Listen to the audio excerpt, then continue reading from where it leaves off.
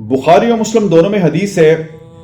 सैयदना उसामा इब्न ज़ैद रज़ी अल्लाह ताला अन्हु कहते हैं कि एक जंग के दौरान काफिर मेरी तलवार की नोक के नीचे आया तो उसने कलमा पढ़ लिया, मैंने फिर भी उसे कत्ल कर दिया। बाद में मुझे महसूस हुआ कि मामला मुझसे मिस हैंडल हुआ है।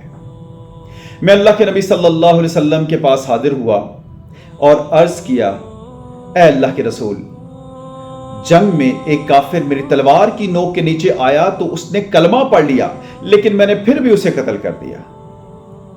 नबी अलैहिस्सलाम फरमाते हैं कि तुमने क्यों उसे कत्ल कर दिया? साहबी ने अर्ज किया, या रसूलुल्लाह, उसने डर कर कलमा पढ़ा था। अल्लाह के नबी सल्लल्लाहु अलैहि वसल्लम फरमाते हैं, क्या तुमने उसका दिल चीर के देख लिया था?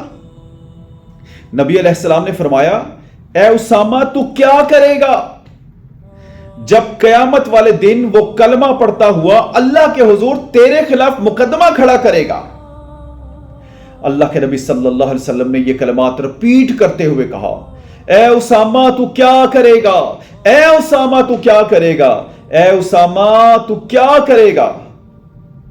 हजरत उसामा रज़ी अल्लाह ताला अन्हु कहते हैं कि मैंने ख्वाहिश की कि आज से पहले मैं काफिर होता और आज कलमा पढ़कर मुसलमान होता, मेरा ये गुनाह तो धुल जाता। अल्लाह अकबर।